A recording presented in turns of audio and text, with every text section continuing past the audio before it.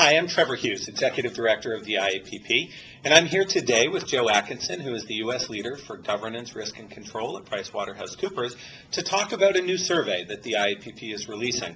It is the Benchmarking Privacy Survey. We went out to all of our members to ask them about how they manage privacy in their organizations. Our hope was to learn about job functions, reporting responsibilities, how they staff, how they fund, how they influence their organizations in managing privacy within their organizations. The survey was conducted on our behalf by Larry Poneman at the Poneman Institute, and we're sorry that Larry can't be with us this week here at the IAPP Academy.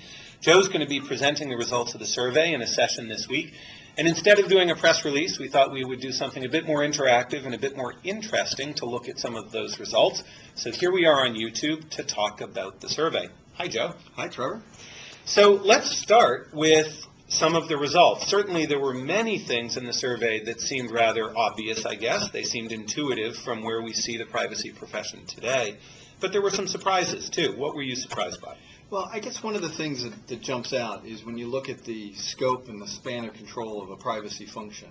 One of the things that the survey indicates is that as the maturity of the function grows, the control and influence of the function grows. The number of obligations that privacy function is helping an organization manage gets larger. Complexity and maturity are moving together. That was, in some ways, a surprise. Interesting. So the job gets bigger as the role gets more mature. Exactly right. Interesting. Talk to me a little bit about the collaboration function. That was one of the other results that seemed interesting here, and it almost speaks to some of the skill sets that a privacy professional probably needs to have in an organization today. What did we see there? I think this is a big headline out of the study, Trevor. When you look at the way organizations staff the privacy functions, even the largest organizations did not have large staff underneath the CPO. And as a result, many of the organizations were reporting that they were managing through privacy liaisons, and they were managing through influence throughout the organization. They may not have reporting responsibility for those liaisons. They may not even have input into the performance reviews and compensation for those liaisons. Yet those liaisons were an important part of how they managed across a large, complex organization. Interesting. Yeah, 55% of our respondents said that they use a liaison function. It really does speak to the need for a privacy professional to be an influencer, doesn't it? It does, and I think to your point about how this means, what this means from a skills perspective, that influencer capability in a chief privacy officer is a critical skill, because it won't be as simple as direct. It's not going to be an authoritarian kind of model. It has to be somebody that can bring others to the cause, help influence them, help them understand why it's important, and help get their attention and action on things. Very interesting.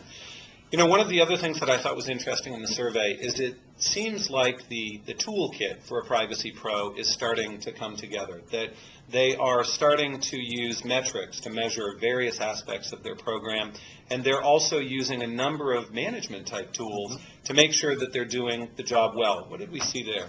Well, it goes back to the old adage, the Deming model of if you measure it, it moves. And what we saw was a lot of organizations are now asking the question, and it shows up in the survey, how do we measure the success of our privacy program?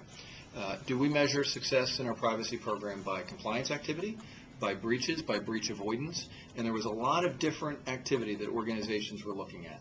From my perspective, that tells me that they're still maturing. The question of how you measure the success of a privacy function is still developing, and organizations and CPOs are working through how do they really make a sensible measurement model that's going to demonstrate the value of the organization. Interesting.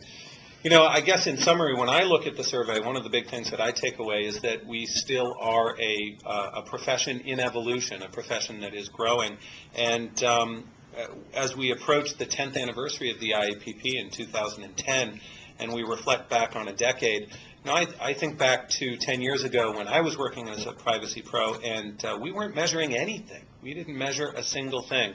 And certainly a lot of our conferences now, a lot of our programs are about how do you manage, how do you measure, how do you audit, how do you put controls in place to make sure you're doing a good job.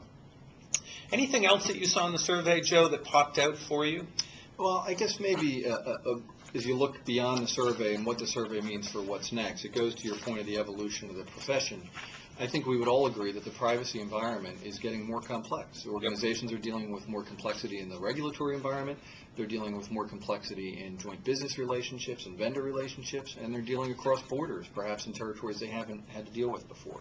That education curve, that maturity curve, all very, very challenging aspects of what's ahead for privacy professionals. In other words, job security. Job security. Exactly. Well, this was our first benchmarking survey for the IAPP, and as a benchmark, we intend to do others because we want to look back and see how the profession grows over time. This is certainly very valuable information, and we encourage all IAPP members to reach out to us and get some of these results. We're certainly going to be exploring it in depth here at the IAPP Academy. Joe, thank you very much for chatting with us today, and thanks for joining us for this very first YouTube video. Thanks, Trevor.